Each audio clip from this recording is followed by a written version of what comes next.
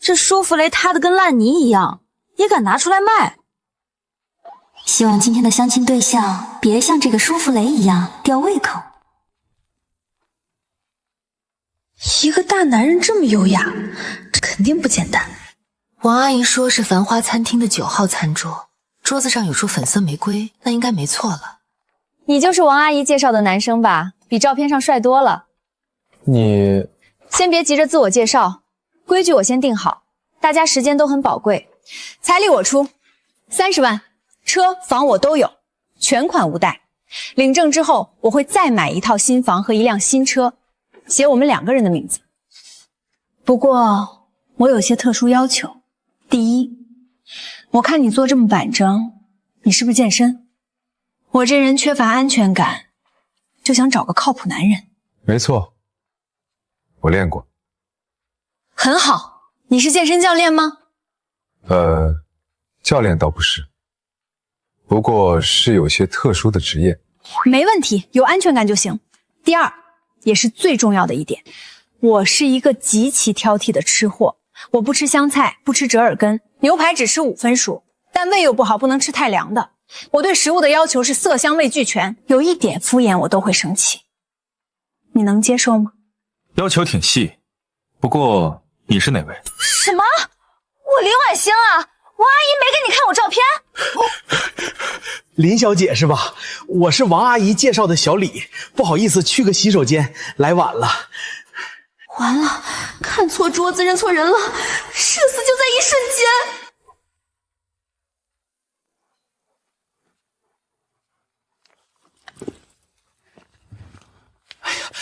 林小姐别走啊！刚才你的条件我都听见了，30万彩礼我收了。我虽然不怎么健身，但我身体好啊！哎呀，疼！你谁呀你？他说了，他要的是靠谱，你不 OK。咋还动粗呢？扫兴！谢谢你啊，刚才实在对不起，我认错人了。没事，你的条件挺实在。让你见笑了，那我就先走了。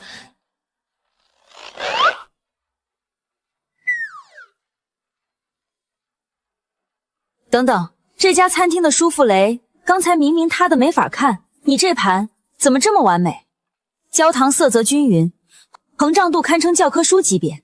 刚才去后厨借他们烤箱自己重做了一份。你自己做的？尝尝。外皮微脆，内里像云朵一样轻盈，甜度控制的刚刚好，甚至还有一丝极难察觉的柠檬清香解腻，这手艺绝了！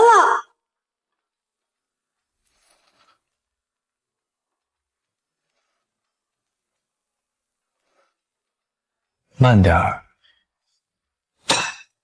你到底是什么神仙？高级厨师吗？厨师班的，当过几年班长。好，就你了。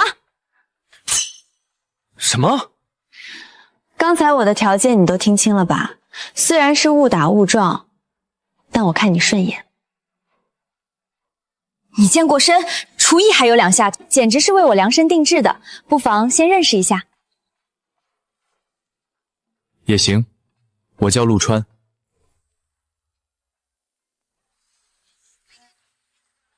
西餐吃的是情调，但我其实更喜欢这种市井味道。接地气，食材流转快，有的甚至比大餐厅还新鲜。这家很有名，但我每次吃都觉得差了点什么。油放太多了，米饭没有彻底粒粒分明，鸡蛋也老了，唉，可惜。美女，你怎么说话呢？我这10里8乡第一炒饭，你请你上啊！我懂吃，但我嫌麻烦不想做。老板，借口锅用用，按1锅炒饭的钱付给你。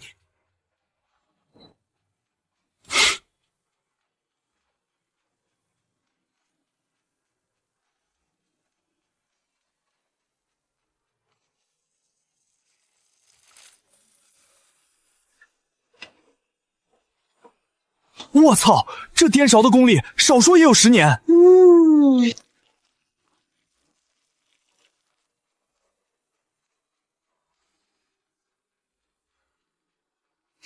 米饭弹牙，蛋香浓郁，最绝的是一点都不油腻。陆川，你简直是个天才！绝了，陆川！自从认识你，伙食变好了，我还没长胖，胃口还被你养得更刁了。外面的饭我是一口都吃不下了。在职校习惯了研究营养搭配，你喜欢吃，我就做。不仅是做饭，这阵子带你出来周边游，我发现你不仅方向感极强，搭帐篷比别人快1倍，遇到突发情况永远是最冷静的那个。以前在厨师班，除了做饭，也要拉练的。陆川，我们领证吧。想好了，不是一时兴起。我林婉欣做事从来不拖泥带水，你人好踏实，能给我绝对的安全感。最关键的是，我的胃已经彻底向你投降了。我们结婚。好，明天带上户口本。恭喜2位，祝你们新婚快乐，白头偕老。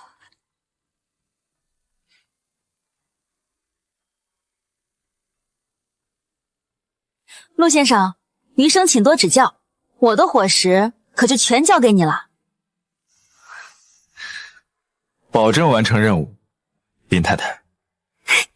走，去试婚纱，我要拍最美的定妆照。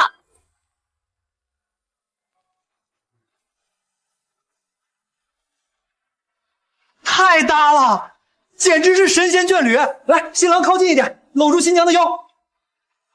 陆川，我们是结婚，不是罚站。对，自然一点，眼神拉丝。新郎，你看新娘的眼神要充满爱意，要热情。算了，我来吧。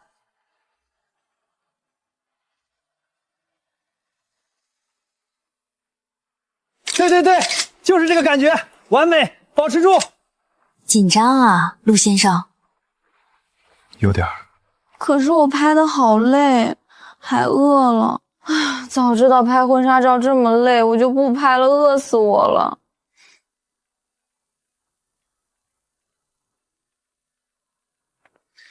知道你容易饿，早上提前做好的，不沾口红，一口一个。好吃！连穿婚纱怎么吃东西都考虑到了，这男人细节简直满分。陆川，明天的婚宴你做好准备了吗？我那些挑剔的亲戚可不好对付。交给我。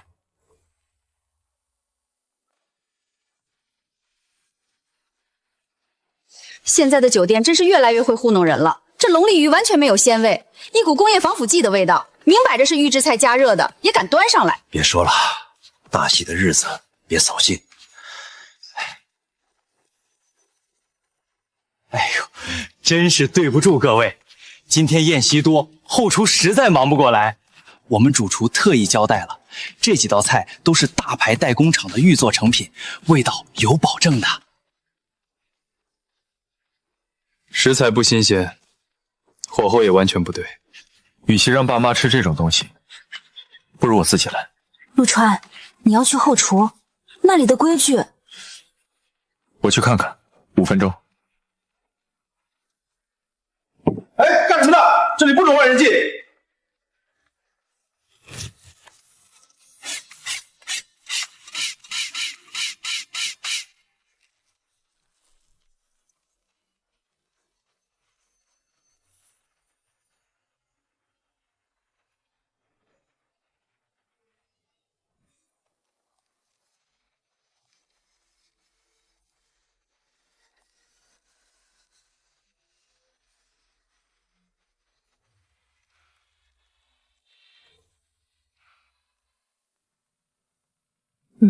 那个疤，旧伤，几年前一场意外留下的。兄弟，你这手刀功不是普通厨师班出来的吧？我在职校厨师班待过3年，你这水平，至少是给美食家做饭的。不是，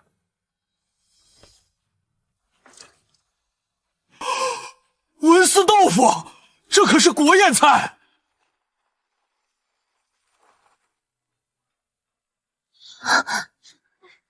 抱歉让大家久等，这几道菜是我重新做的。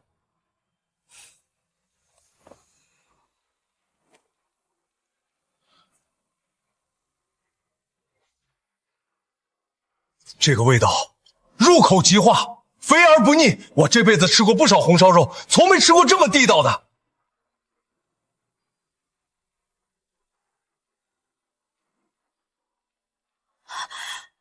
这鱼肉鲜甜的不像话，明明就是刚才那条鱼，怎么味道完全不一样？新郎这手艺，开饭店绝对要排队。我参加过这么多婚礼，头一次吃到这么好吃的酒席。这个婚结得太值了。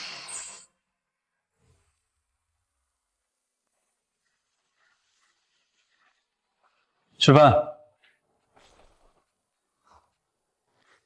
穿鞋。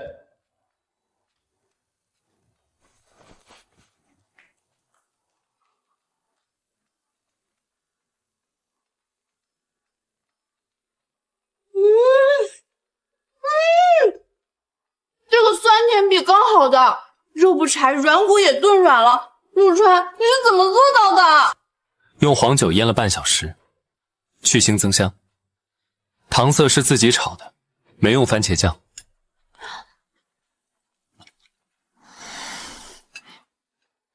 我就说外面那些糖醋排骨一股番茄酱味儿，原来真正的糖醋排骨是这样的。我这辈子没吃过这么撑。但奇怪，胃不难受。米饭里掺了小米，菜里的油用的是茶油，容易消化。你连这个都考虑到了，陆川。我从小到大吃过无数人做的饭，我爸是美食评论家，我妈是营养师，但他们做饭都没你做的好吃。我挑剔了一辈子，直到遇见你。那以后只做给你吃。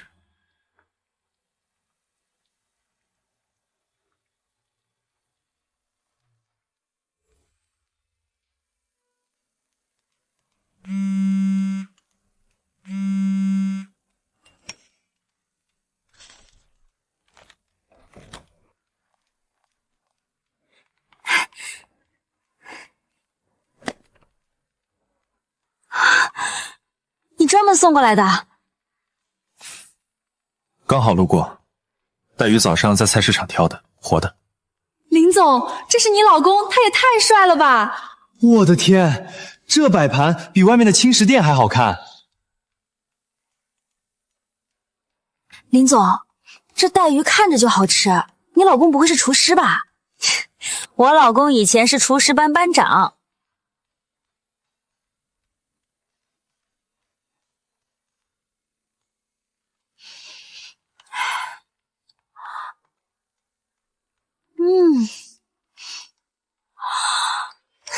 老公，你做的饭真的好好吃。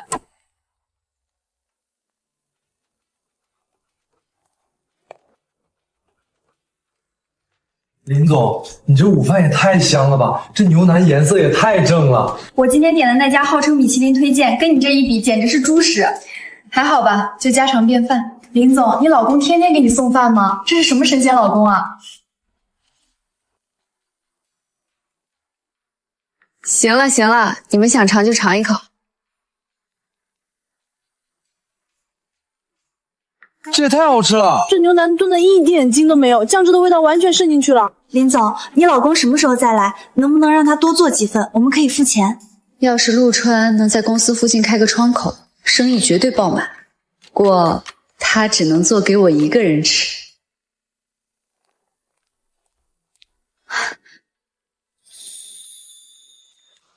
猜猜这里面是什么好吃的？你一定会觉得好吃。走，我们回家吃。好啊。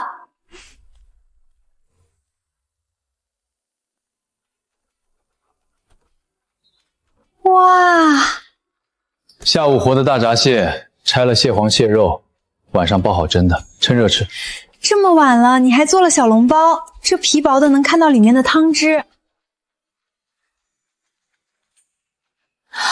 蟹黄的鲜甜，肉馅的弹嫩，面皮的软质，这个味道，陆川，我吃过上海老字号的小笼包，都没你这个好吃。用了点猪皮冻提鲜，馅料里加了姜汁去腥，不复杂。对了，我们公司人都在问你能不能来公司开个午餐窗口，他们都愿意付钱。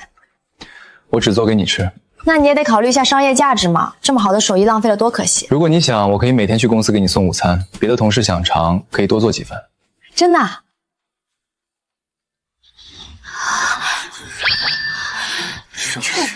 看这个命令，我仿佛已经看到了大家羡慕的眼神。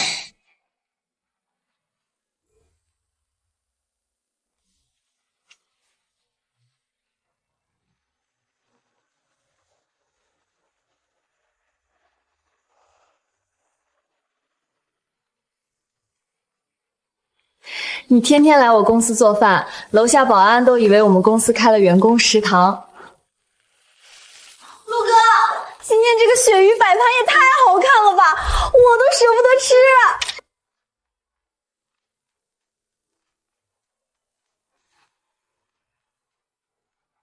趁热，鱼凉了会腥。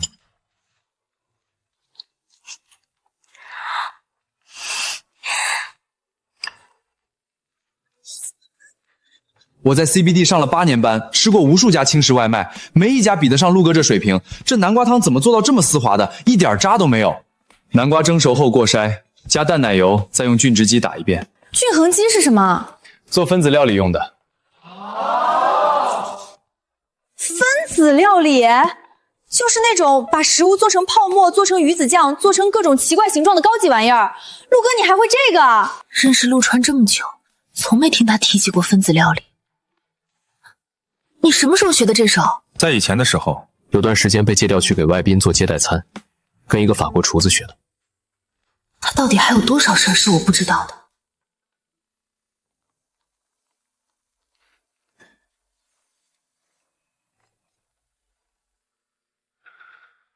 明天别做普通菜了，把你那分子料理亮出来，让我在公司彻底出个风头，能做到吗？能。想做什么？甜品，做一道让他们拍照拍到手软的甜品。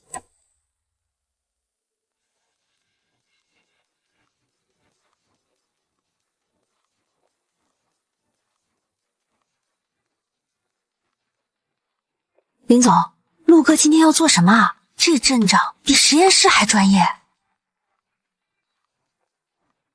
等着看就知道了。他这是要干嘛？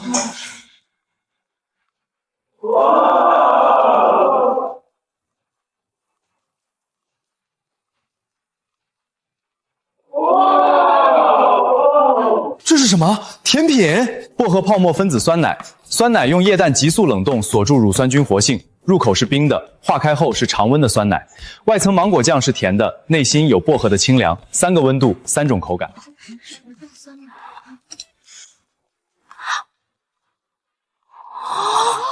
先冰后暖，先是脆壳爆开，然后是丝滑的酸奶流出来。陆川，你怎么做到的？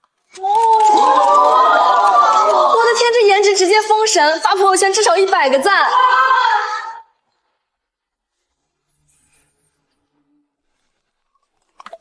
林总，总群里有其他分公司的同事在问，能不能跨区来蹭陆哥的甜品。华东区的张总说他下周出差过来，点名要尝。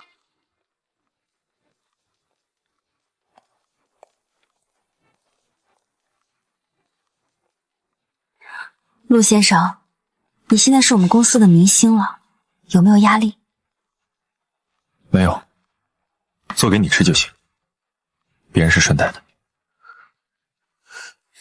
好了好了，甜品吃完了都回去工作。想预约明天午餐的，下班前把忌口和过敏信息发到小周那里，过时不候。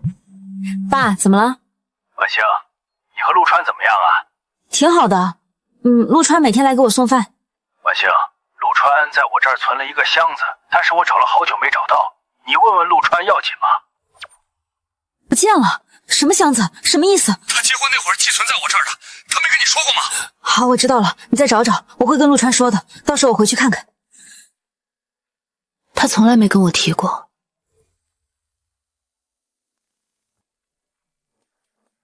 林总，上周的报销单您还没签，另外这个月的茶水间水降费超标了，物业那边特意打电话来问，怀疑我们在办公区开了食堂。告诉物业，我们茶水间改造成了员工福利区，水电费正常支付即可，不用大惊小怪。林总，说实话，您老公天天来公司做饭的事，整栋写字楼都传开了。隔壁互联网公司的 HR 昨天还拐弯抹角打听，问陆哥接不接企业团餐外包。不接，他是我的专属厨师，不接外单。箱子找到了，在老房子储藏室最里面。你什么时候回来看看？周末回去。看起来不像是普通的食材箱。一个职校班长做分子料理，会用液氮，还在旧箱子里藏了东西。陆川，你到底有多少秘密瞒着我？林总，陆哥说今天做新菜，叫什么慢煮三文鱼配匀汁泡沫，让我们提前占位置。走吧，去晚了可抢不到。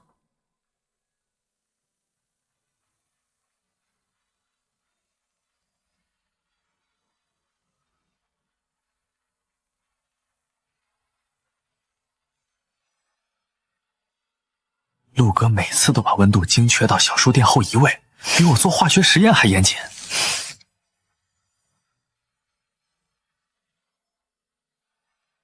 快尝一尝。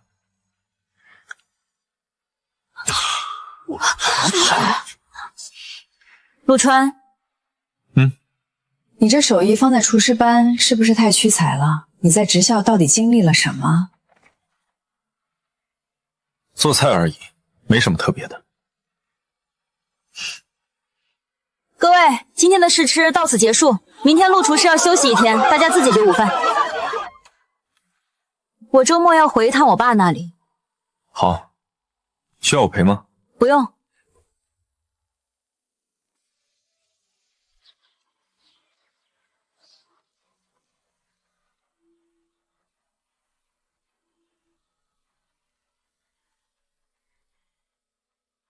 这个箱子是陆川之前结婚的时候寄存在我这儿的，他说自己没地方放，等安顿好了再来取，结果一直没来，我都忘了，前阵子整理储藏室才翻出来。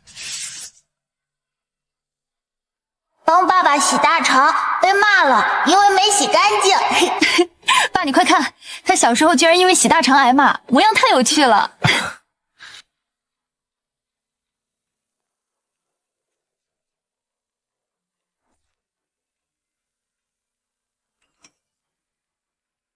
被发现了，今晚想吃什么？猪大肠，你自己洗。好。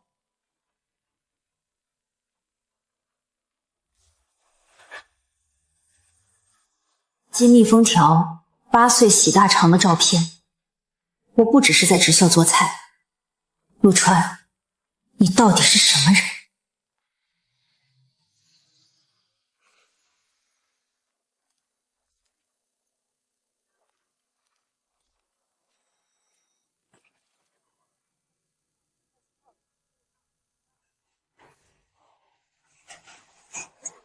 洗手吃饭，大肠还在卤，明天才能吃。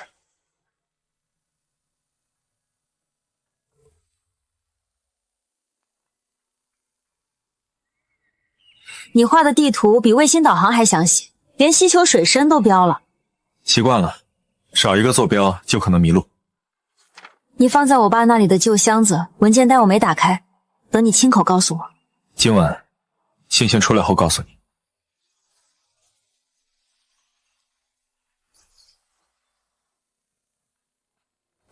我来搭帐篷。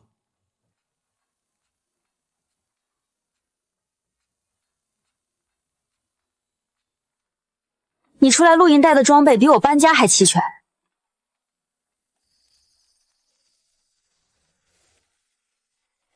可以说了吗？我不是普通厨师，是私人厨师，兼任健康研究员。手上的疤是给伤员做紧急气管开科时留下的。现在你告诉我了，这就够了。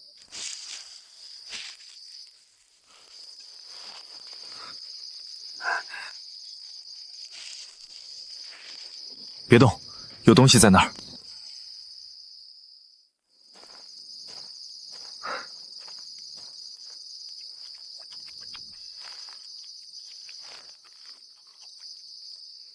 是土拨鼠，它偷我们面包吃。你这个小偷，不怕我家大厨把你变成红烧土拨鼠吗？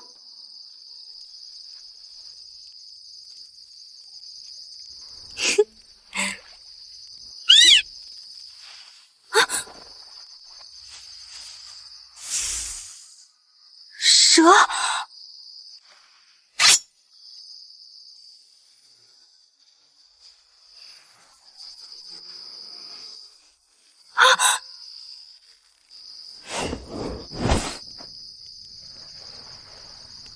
别怕，有我在。你刚才徒手？不是徒手，用刀了。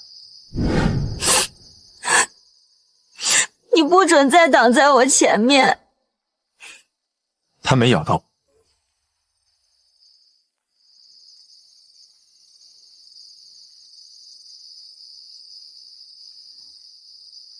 你以前遇到过蛇吗？在野外训练时经常遇到。蛇一般不主动攻击人，除非被惊扰。刚才那条是被土拨鼠惊到的。你在职校这么厉害，小时候怎么会连大肠都洗不干净？是故意的还是不小心？故意的。那年我8岁，我爸开了一家小餐馆，招牌菜就是红烧大肠。他说这道菜是鲁菜门面，做不好就是砸招牌。那天他让我洗一盆大肠，我急着出去玩，随便涮了2遍就交抄了。他炒了一盘红烧大肠招待客人，满嘴吃了个腥味，当场吐了。我爸把筷子摔在我面前，摔成了3折。他打你了？没打，罚我每天5点起床洗大肠，洗了整整1个月，每一大肠都要翻过来，用盐醋反复搓洗，直到水变清为止。那1个月我洗了几百条大肠，从此闭着眼睛都知道一肠子哪里没洗干净。后来我爸把餐馆关了，不是因为生意不好，是因为他查出了胃癌。走之前他跟我说，做菜的人可以骗自己，骗不了食材，你做出来的每一道菜都会替你说真话。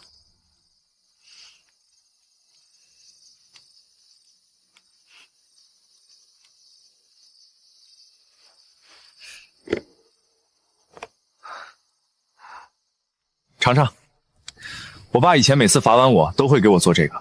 他说人做错了事儿要认，但认完之后要记得吃甜的，日子再苦，嘴里得有甜味儿。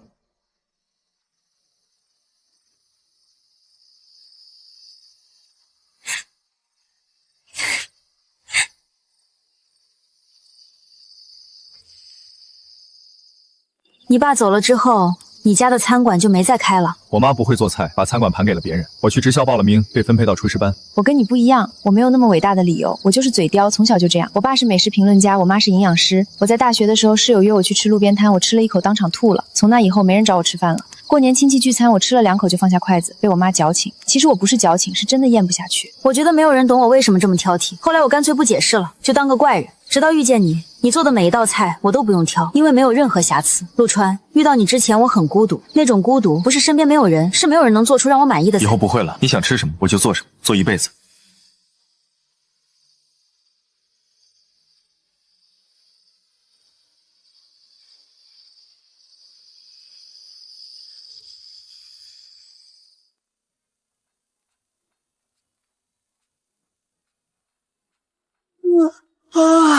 好香啊！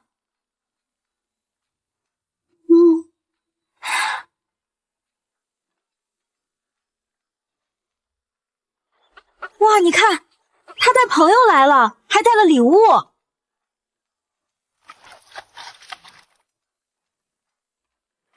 陆川，你有没有觉得这土拨鼠特别聪明？他昨晚叼着花来看我们，今天又带朋友来，我觉得他在感谢你赶走了那条蛇。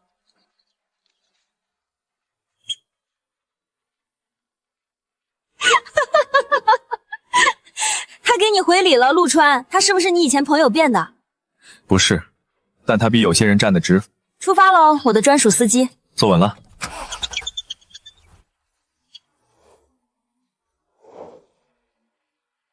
骆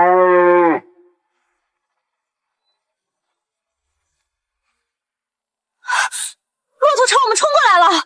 坐稳了。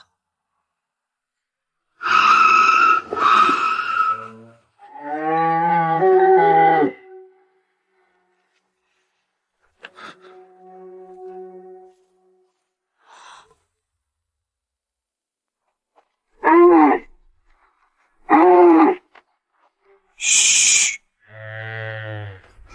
谢谢谢谢。这头母骆驼刚生完崽子，脾气暴得很，刚才被路过的卡车喇叭惊到了，正断江档就跑。先生你小心，他现在谁都不认。嘘嘘。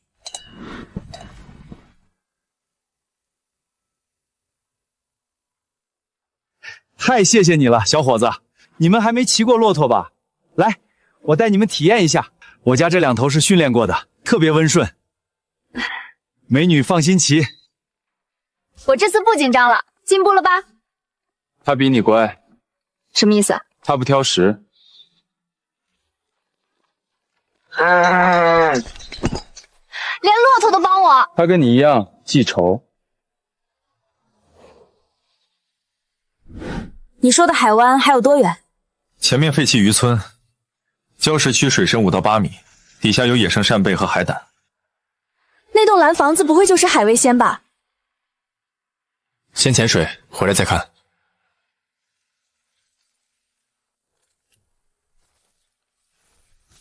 拉一下没事儿，2下需要帮助，3下紧急，记住了吗？记住了，你小心。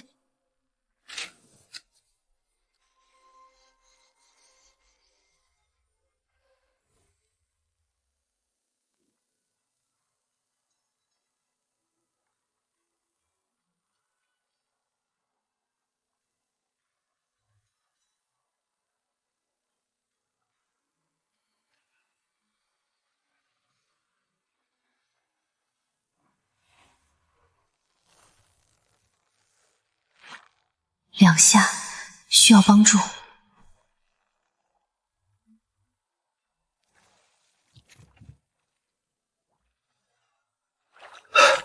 海底暗礁下面卡着这个，我花了点时间把它撬出来。10分钟，你下去了整整10分钟。我刚才……绳子的信号是需要帮助，但不是紧急。帮我一起把它弄上来，很沉。送你，海底捡的。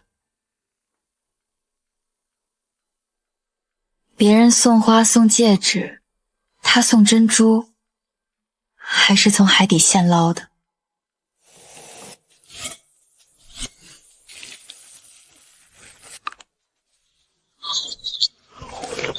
贝肉脆甜弹牙，带着海水的天然咸鲜，不需要任何蘸料就鲜得让人头皮发麻。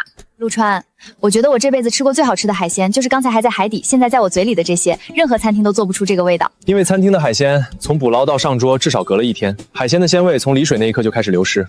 那家店呢？它的海鲜是现捕的吗？明天中午去吃了就知道。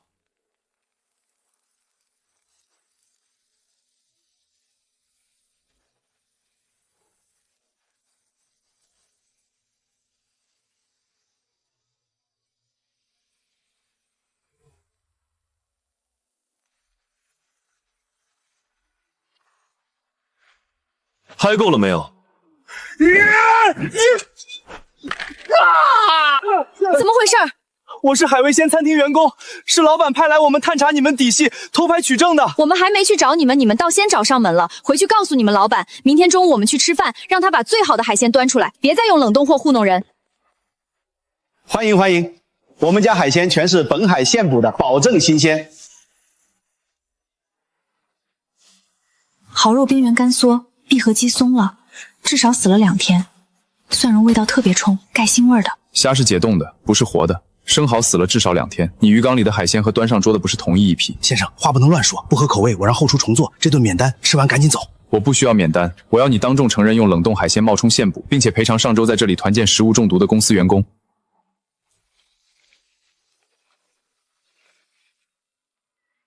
老板说了，吃完赶紧走，别逼我们动手。你确定要用这种方式解决？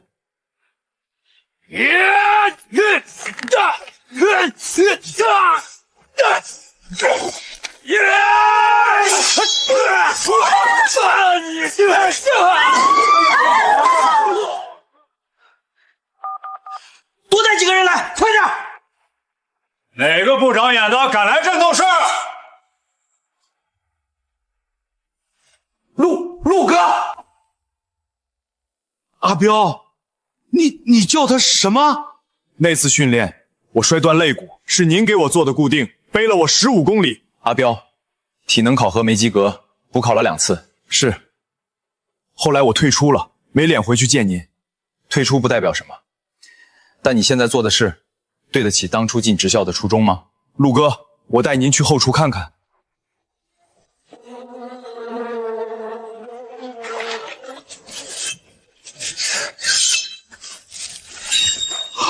当年陆哥用短刀就能把野兔拆得骨肉分离，我们私下都叫他刀王。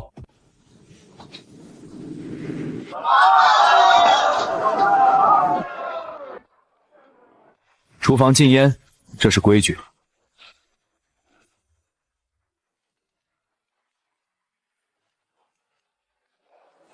龙哥，什么事情惊动您大驾光临？听说有人在店里闹事。对，阿彪他认识那个人，还叫他陆哥。我马上过来处理。什么？龙哥，您要亲自过来？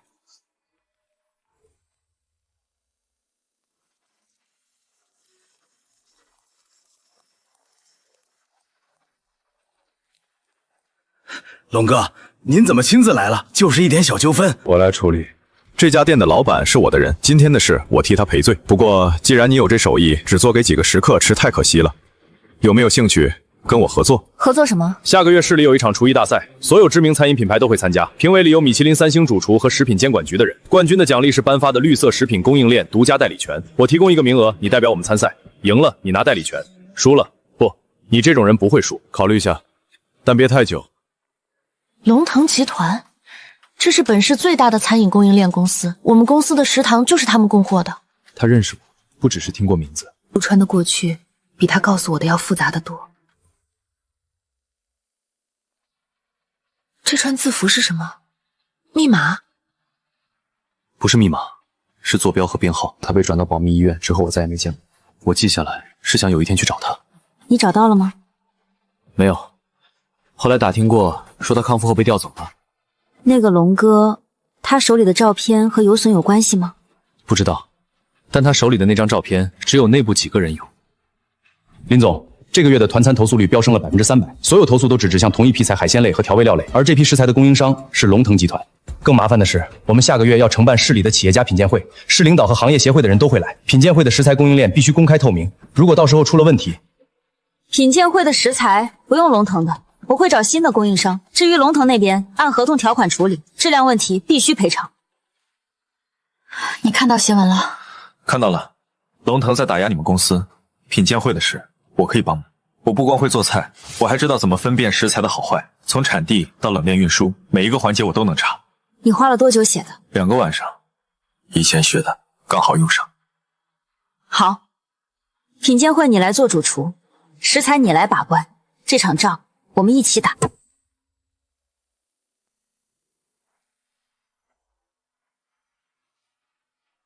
这瓶蚝油有问题，真正的蚝油是用蚝汁熬的，有天然的鲜甜味。这瓶打开只有工业水解蛋白的味道，是用化学方法勾兑的。真正的蚝油入水后会自然溶解，颜色呈琥珀色。这种灰色沉积物是工业酸水解的残留。这瓶蚝油也是龙腾供的货。所有龙腾的货全部封存，通知法务准备材料。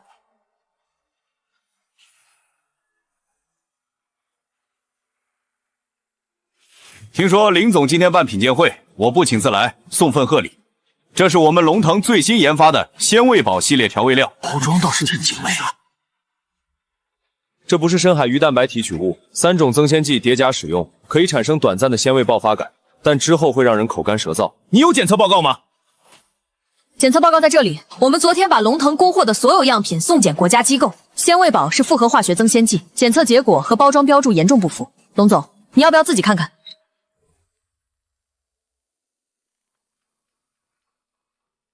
发这条评论的人知道那个向导的存在。龙哥的人不一定，有人在用这件事试探我。坐，我就知道你会来。那条评论是我让人发的，但不是为了威胁你，是为了让你主动来找我。你想说什么？那个向导是我亲弟弟，你是不是在想我跟阿海长得一点都不像？因为我这张脸是整过的，我的档案也转入了保密状态。你想找的有准，就是我。阿海的事儿，我没能救他。你不用道歉。我今天找你来是想告诉你，有人在利用旧事做文章的，他们搞垮你，顺带搞垮林婉欣的公司。龙腾前段时间被他们渗透了，但他们藏得很深，所以我想跟你合作。你查食材，我查人。上次你那道水煮鱼，我回家之后试着做了一次，鱼片总是散，不够弹，你怎么处理的？鱼片切好后用冰水泡15分钟，加少量盐和蛋清抓匀，最后放一点生粉锁水。下锅时水温不能沸腾，保持在80度左右。鱼片下去后不要搅动，等它自然浮起。我妈什么时候开始跟陆川学做菜了？从上次吃完那顿饭就开始了。你妈回家念叨了好几天，说小陆这孩子表面看着冷，手上真有东西。品鉴会的事儿我看了新闻，你们公司最近是不是遇到麻烦了？那个龙腾集团，我听你爸说背景不太干净。龙腾集团内部出现问题，耗油被调包成伪劣品提供给我们公司。龙腾这几年一直是本市餐饮供应链的头部公司，如果他们内部出问题，影响的不止你们一家。婉星，你想做什么？爸妈支持你。如果需要资金，我和你妈的积蓄可以拿出来。小陆的手艺不能埋没，需要钱就说。不过我有一个条件，以后每周来家里做一顿饭，食材我们自己买，你来做。龙哥说有人在暗处搞鬼，他一个人查不出来，你跟他合作查食材那条线，他自己查人。但这些人藏在暗处，你们查到什么程度了？龙哥查到调包他货的人是一个姓钱的中间商，但这个人前几天失踪了，只留下一个仓库地址。我明天去看。不行，太危险了。不是一个人，龙哥的人会在外围接应。陆川，你要是有任何事，我就不吃你做的饭了。我说到做到。那我一定没事，不然你饿瘦了是我的责任。你知道吗？我以前觉得自己是世界上最挑剔的人，但现在我发现你才是。你对所有事情都一丝不苟，比我还较真，所以你一定要好好的。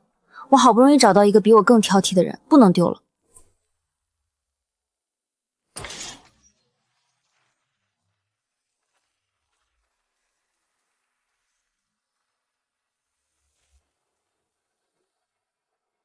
钱广发就是那个失踪的中间商，他的公司是空壳，注册地址是一间出租屋。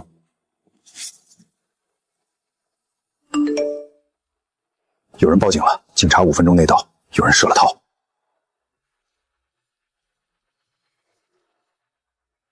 这个地址在市区，我知道那里，钱广发事前最后租的一个地下冷库。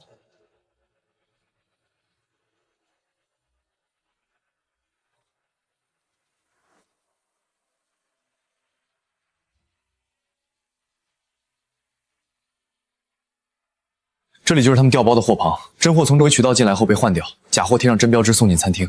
真货去哪儿了？真货被转手高价卖给了外省的小批发商，没有走税务系统，全是地下交易。我们查了3个月没查到的源头，就在这儿。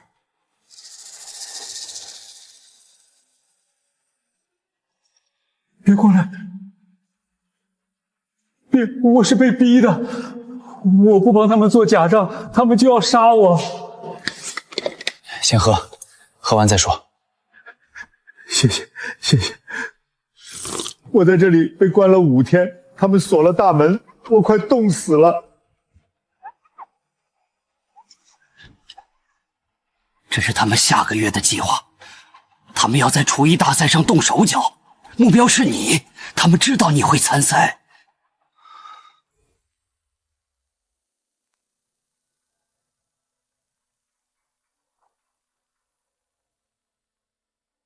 虾仁鲜肉馅儿，趁热吃。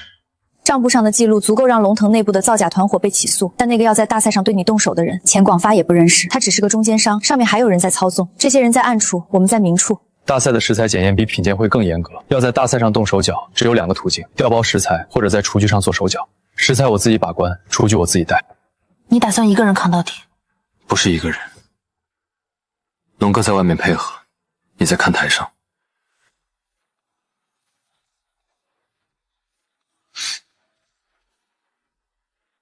这个人检查食材的方式，像是做过质检的。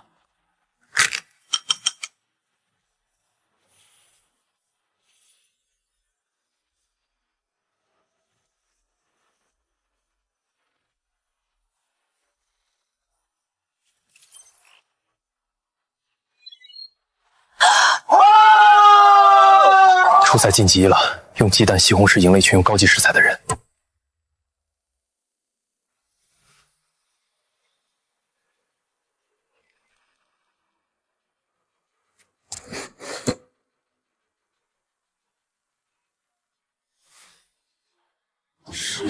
把东西放到盘子上。这条鱼在配送过程中被塞入了异物，如果烹饪时受热膨胀，塑料袋会破裂，里面的化学物质会污染鱼肉。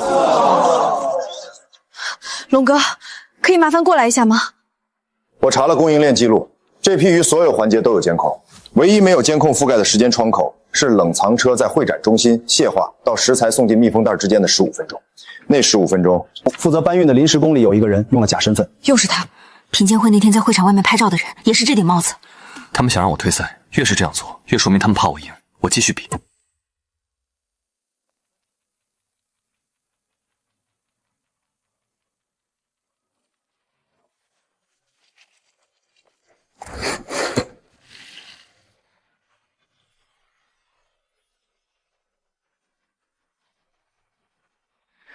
干烧鱼最难的是收汁，你这道菜鱼肉外酥里嫩，酱汁渗进了每一道花刀里，但鱼肉本身的水分一点没丢，你怎么做到的？油温控制，炸鱼时油温先高后低，高温定型锁住水分，低温炸透。收汁时用小火，让酱汁慢慢渗进去，不是浇上去的。田木94分，陆川95分。后天就是决赛了，决赛的规则是什么？主题自选，食材自备，唯一的要求必须用本地出产的当季食材。他们已经对你动了2次手脚，第一次是品鉴会，第2次是复赛。决赛他们不会善罢甘休的。我知道，所以决赛的食材我自己去菜市场挑，从挑选到烹饪，全程不经过任何人的手。你有没有想过，如果你赢了，那些人不光是丢面子，还要面临法律责任，他们会不择手段的。他们越不择手段，越说明我做的是对的。我爸教过我，做菜的人骗不了食材，同样人也骗不了自己做的事。他们在那些假调料和死海鲜上留的每一个痕迹，最后都会变成证据。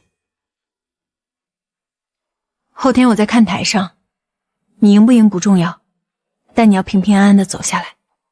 我一定会走下来，还给你带一块金牌回来。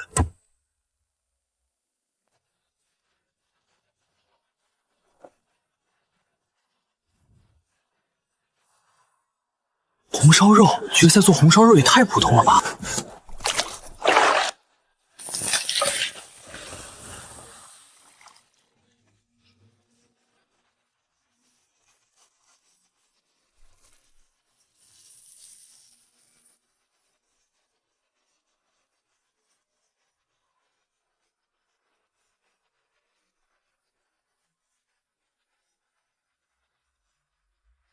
这道菜你做过多少次？记不清了，每次有人想加，我就做一碗。没有八角桂皮的时候，就用野花椒和野葱代替；没有冰糖的时候，就用山上的野蜂蜜炒糖色。陆川获得本届厨艺大赛冠军。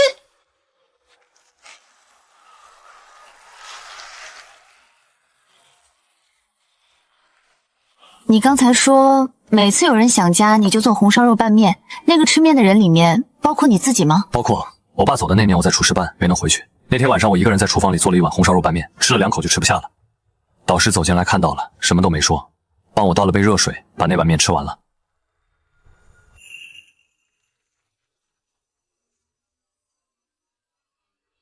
他赢了，按计划进行下一步。小陆，今天我以茶代酒。之前我对你有些挑剔，不是不认可你这个人，是怕我女儿受委屈。现在我放心了，你做的红烧肉拌面能让米其林主厨吃完面又刮盆子的，你是第一个。以后会一直让他吃好。小陆，婉欣跟我和你妈商量过了，你拿了冠军，绿色食品供应链代理权应该很快会批下来。有了这个代理权，你可以自己创业做一家餐饮公司。我们决定正式投资你，启动资金的数额，你让婉欣回头跟我说。谢谢叔叔阿姨。不过公司的事儿，我想和婉欣一起商量，不是她投资我，是我们一起做。决赛的那个电子设备查到源头了，设备是从一个叫远洋食品科技的实验室流出来的，跟这次决赛的赞助商是同一家，是国内最早的味精经销商，名下有3家食品添加剂工厂和1家预制菜研发中心。这次厨艺大赛，它是最大的赞助商，它赞助的条件只有一个，冠军必须签独家合作合同，否则代理权自动转移到亚军名下。如果我不签合同，代理权就给亚军那个做松露鹅蛋饺子的。对，那个亚军主厨是严世海的远房外甥。所以从一开始，这个比赛就是设好的局。他们安排了食材调包和恶意差评，想让你主动退赛。你没退，他们就准备在决赛后逼你签合同。你不签，代理权顺理成章归他的外甥。不过有一点他们没算到，严世海这些年得罪的人不止你一个，有些被他用同样手段排挤出市场的老牌餐饮商已经收集了不少证据。我这边有人在跟他的人接触，但如果能拿到他实验室的核心数据，就能把他整个产业链上的造假证据连根爬起。六哥，我在道上还有些老关系，严世海有个私人冷库在港口附近，雇了我以前的小弟看场子，你想查什么，我可以帮上忙。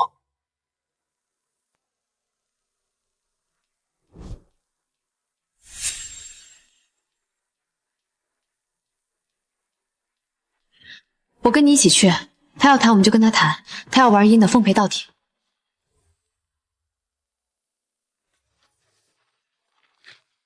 二位这边请。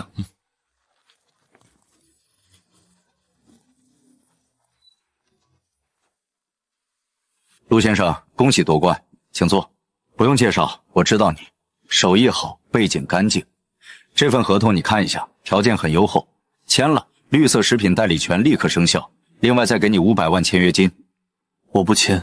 不急，你看看这一条。若因冠军个人原因主动放弃签约，代理权自动转移至亚军。你不签可以，代理权归亚军。代理权我不在乎，但你的实验室研发的那些伪劣食品添加剂害了多少人？品鉴会上那瓶蚝油是用工业酸水碱勾兑的，复赛那条鱼是你的人塞的电子设备，决赛的赞助合同是你提前设计好的。陆先生，话不能乱说，你说的这些有证据吗？没有证据就是诽谤，我可以告你。证据在这里，你过去3年通过空壳公司洗钱的全部银行流水，钱广发手里的账簿记录了你每一笔造假的采购单，还有你名下3家工厂使用的工业酸水解技术，生产批号和质检报告我们都已经拿到了。严世海，你完了！你们非法入侵我的实验室，窃取商业机密，是你逼我的。如果我不来，就对我和我身边的人动手。我来了，合同我不会签，代理权你拿回去。给你外甥也好，给任何人也罢，但你必须公开召回所有伪劣产品，并赔偿所有受害餐厅和消费者。你做得到，我们走法律程序；做不到，这些证据现在就可以送到食品监管局和检察院。你们赢了。当天下午，严世海的实验室和3家工厂被突击检查，多家媒体赶到港口进行报道。你刚才说不在乎代理权，是真的？真的。我参加比赛不是为了代理权，是为了让那个在暗处动手脚的人自己走到明处。那你接下来想做什么？继续在家做饭？不，婉星想投资我开一家公司，不是餐饮公司。那是什么？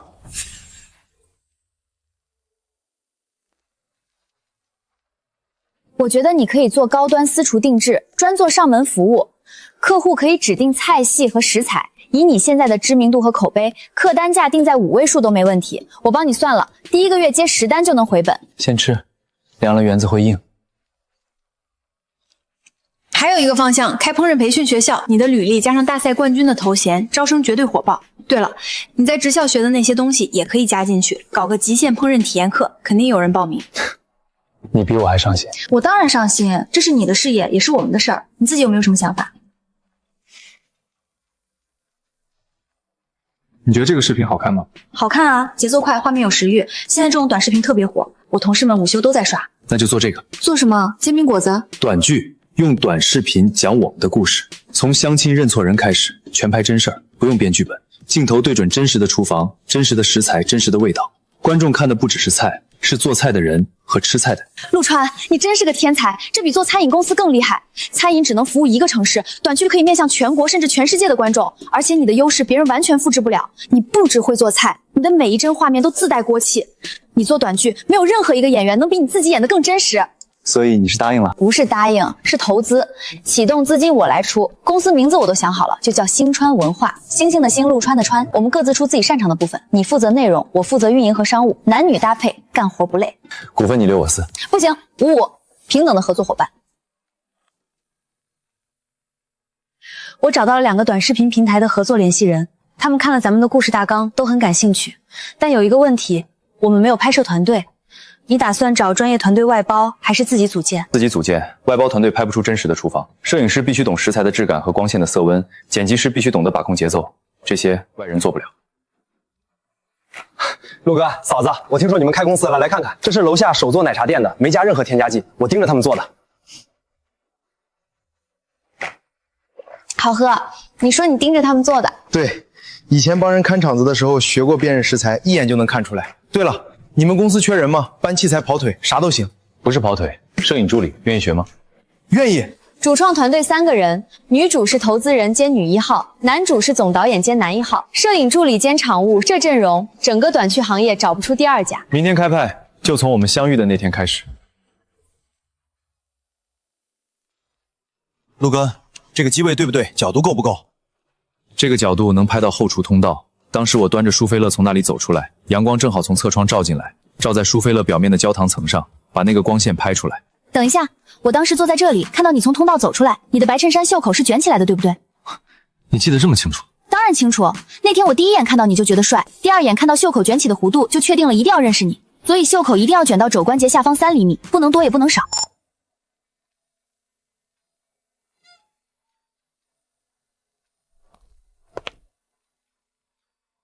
嫂子，你表演太快了，镜头跟不上你的表情。咔！你当时就是这个表情，一模一样。本色出演果然是最好的剧本，照着这个进度，第1集我们1个周末就能拍完。林总，你老公又来了，带什么好吃的？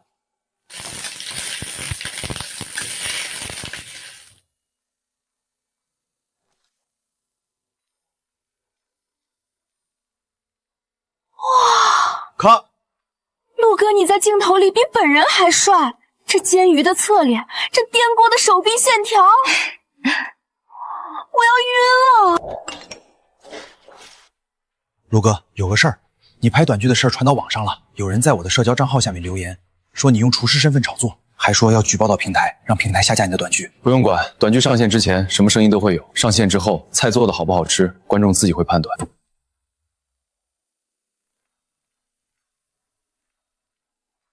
林总，我看哭了，不是那种大哭，就是看着看着眼泪就下来了，不知道为什么，就是觉得好温暖。你以前在野外给我们烤野兔就是这个手法，翻面的时候手指动一下，比温度计还准。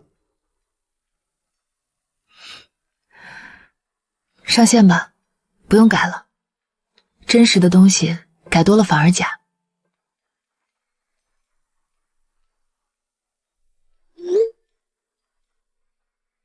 破10万了，1个小时破10万，陆川，我们火了。有一条评论点赞数涨得很快，他说这个男主我认识，和之前的同一个人，不是普通网友。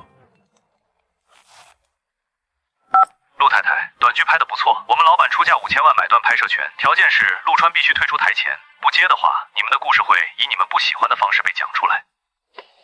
5000万，不买公司，不买技术，只买他退出台前，不是竞争对手，不是商业勒索，是有人不想让陆川被看到。电话的 IP 经过了3次加密，但有一条信息我可以确定，这个号码在3个月前曾经拨打过1次报警电话，那次报警的内容是举报一个餐饮店的食品安全问题。你知道那家店是谁的吗？不是一个人，是一个组织，他们不是针对我，是针对整个本地食品供应链。龙腾是这条链上的龙头，搞垮龙腾，他们就能控制本地市场。我刚好出现在这条链上，所以他们的目标从龙腾转向了我。只需要舆论发酵，公众情绪一旦被煽动，短剧下架只是一瞬间的事。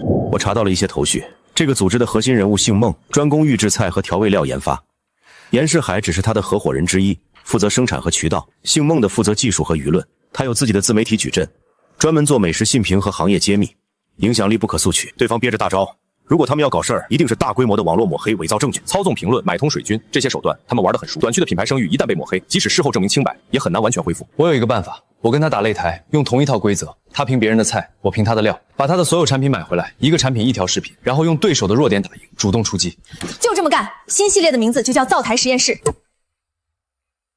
这款产品包装上标注纯天然骨汤浓缩，配料表第1位是水，第2位是猪骨提取物，但这里面没有提猪骨提取物的实际含量。天然骨汤在冷藏状态下会自然凝固，因为含有胶原蛋白和脂肪。我们现在就做一个对比。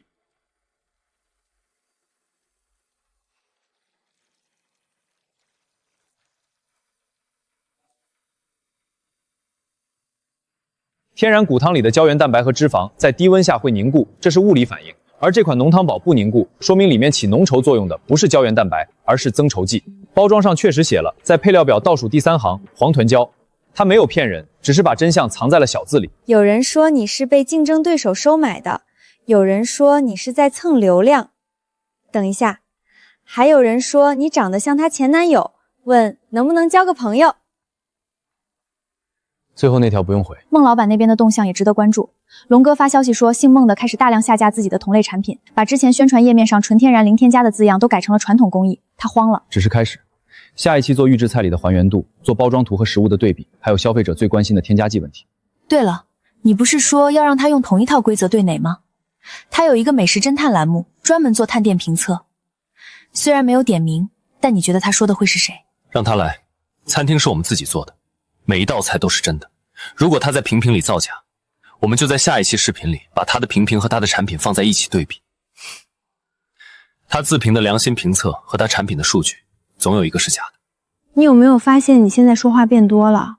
以前你只会说好，不复杂，现在你都能说这么长的分析台词了。被你传染的。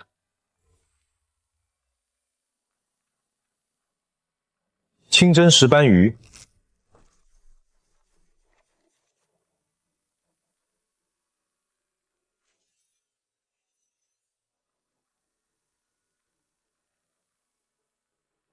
鱼怎么样？你在鱼鳃下面加了一片柠檬叶，蒸的时候柠檬的精油通过蒸汽渗进鱼肉，去腥的同时增香。但柠檬叶本身在出锅时被取走了，所以鱼肉有清香但不酸，这是分子料理的手法。你懂做菜？我学食品工程的，博士论文做的是食品风味化学。我研发过17种预制菜配方，其中3种拿了国际专利。那你怎么走到做伪劣产品这一步的？食品工业的逻辑和厨房不一样，厨房讲究食材，工业讲究效率。我做的前10年确实在认真研发，但市场不买账，成本太高。后来我也开始用添加剂，效果立竿见影。一旦尝过这种甜头，就很难回头了。不能改变整个行业，不代表不能改变一部分。我做菜20年，从来没有在食材上走捷径，不是因为捷径不好走，是因为走捷径做出的菜你自己知道不好吃。你骗得过检测仪，骗得过消费者，但骗不过你自己。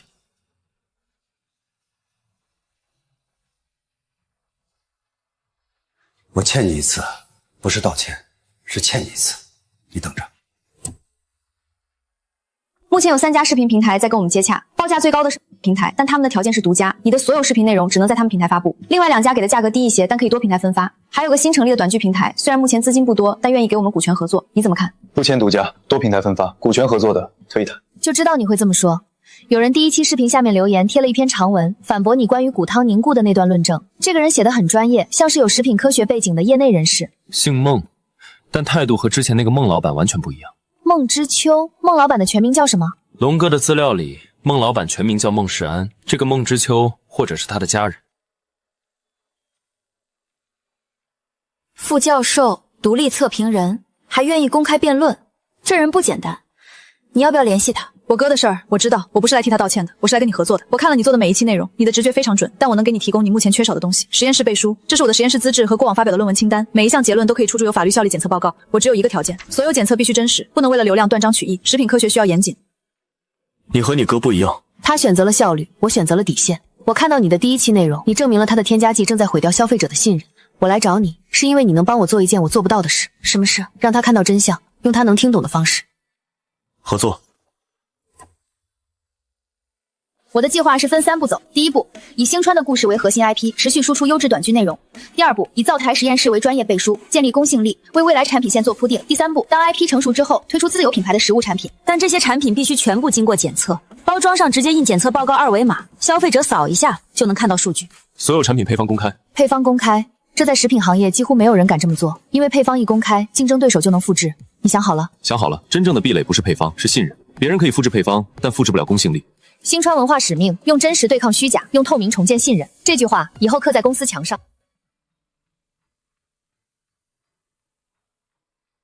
你说，如果那天在繁华餐厅我没有认错人，如果我当时直接走向那个地中海相亲男，没坐到你这桌，我们还会在一起？会。什么意思啊？那天你的舒芙蕾塌了，我看到了，我想给你重新做一份。如果你去了那桌，我会把舒芙蕾端过去。理由是一样的，一个对食物有要求的人，不应该吃到塌掉的舒芙蕾。所以不管我当时坐在哪一桌，你都会过来。你是整个餐厅里唯一对那道塌掉的舒芙蕾皱眉的人，其他的客人都在拍，只有你在生气。我想认识你，不是因为你是谁，是因为你懂那盘舒芙蕾应该是什么样子。这一段必放进大结局，不是相亲认错人，而是不管我坐在哪一桌，你都会过来，这才是我们故事真正的开始。那大结局就拍这个，明天写分镜。陆川，谢谢那盘舒芙蕾。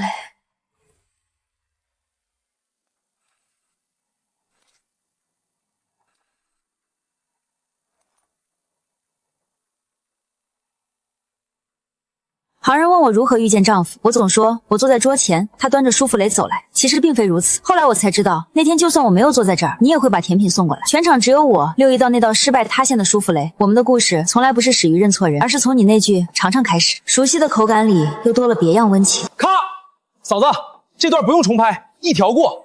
我刚才都被打动了，别说观众，我当场就想嫁给我们陆哥。今天是大结局拍摄日，距离我们初次相遇正好100天。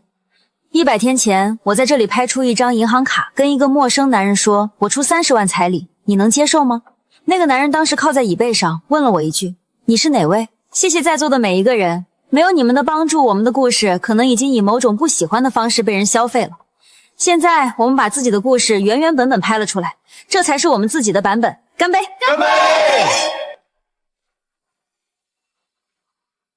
！100天后，大结局了，有点舍不得。不是结局，是刚开始，以后还有很长。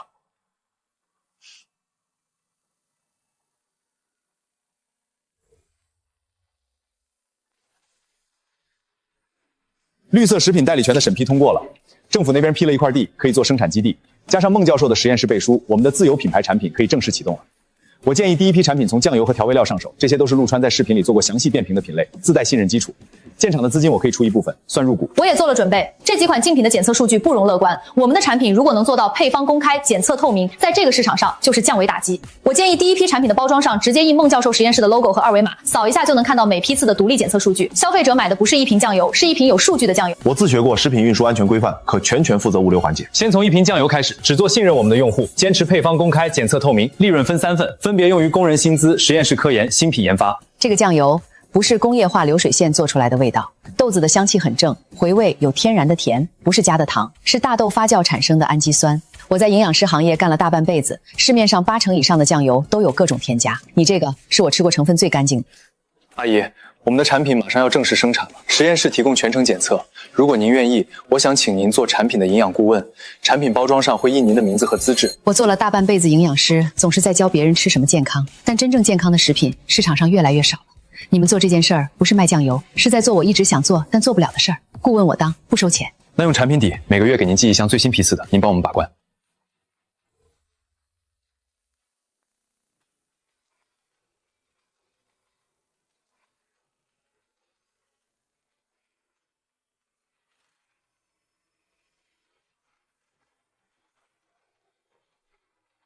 嫂子，新影棚灯光全部调试完毕，随时可以开拍。这是阿彪，我们公司的摄影主管，后续器材相关工作都可以找他对接。星川文化有3条规矩：第一，所有内容必须真实，不管是短剧还是评测，每一页画面经得起检验；第二，所有产品必须透明，配方、工艺、检测报告全部公开；第三，所有人都不准说差不多，食材的温度精确到度，镜头的构图精确到毫米，做不到就重来，直到做到为止。明白了。代理权批下来了，基地明年建成。建成之后，这里将是全市第一个透明化食品生产基地，所有生产线都对外公开参观，消费者可以随时来看。从相亲那天到现在快1年了。1年前我坐在这座城市的另一头，对着一盘塌掉的舒芙蕾皱眉头。1年后我站在这里，脚底下是我们的工厂，头顶上是我们的公司，身边是我们的团队和父母。陆川，你有没有觉得不太真实？土是真的，够真实了。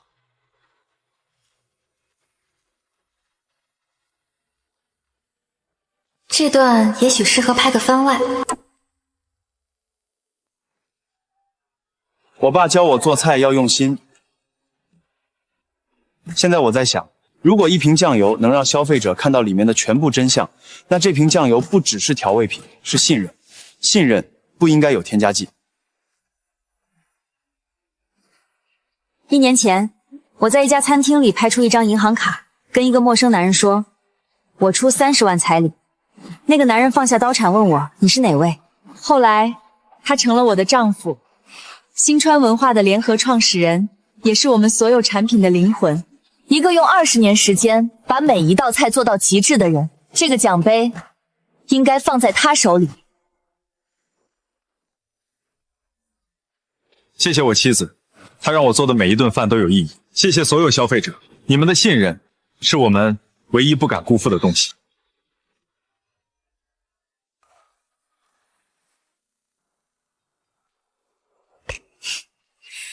你还记得龙哥当初来找你合作时说的话吗？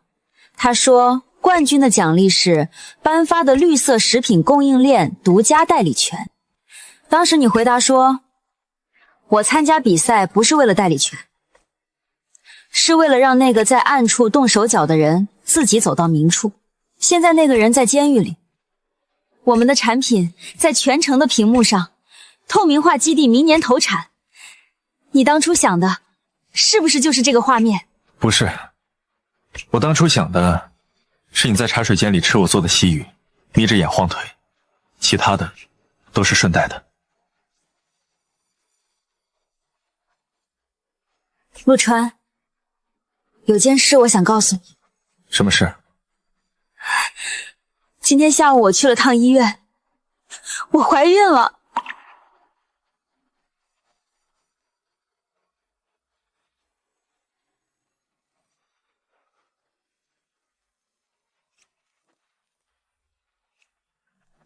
以后饭要做3份了，你的、宝宝的，还有你的加餐。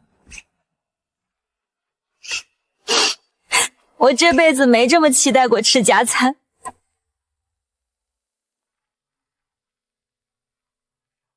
陆先生、林总，自从你们的短剧走红，我们店成了网红打卡地，焦糖舒芙蕾更是招牌爆款，每天早早售空。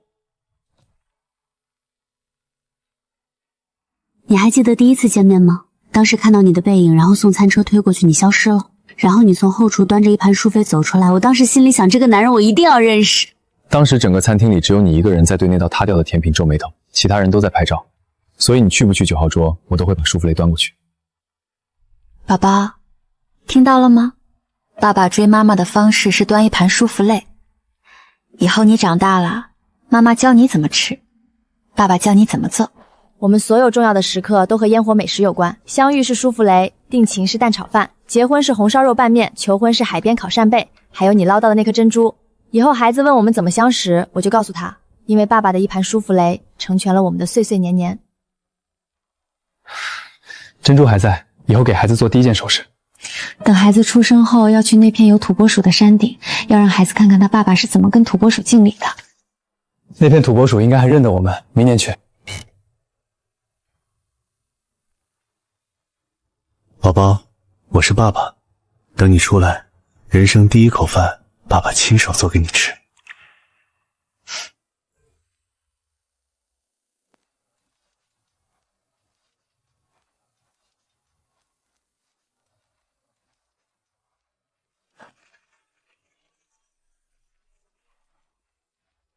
我也有礼物，第一份代理权续金合同，第2份是市食品安全协会的正式聘书，聘请陆川为协会常务理事。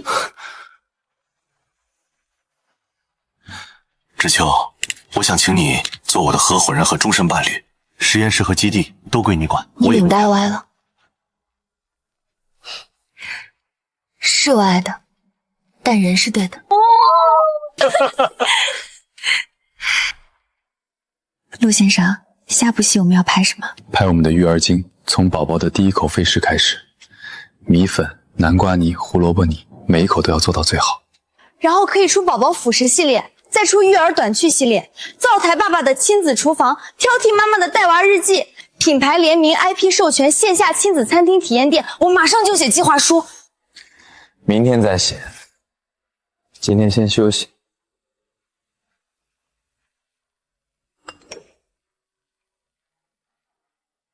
遇到你之前，我很孤独，那种孤独不是身边没有人，是没有人能做出让我满意的菜。遇到你之后，每一天都很饱。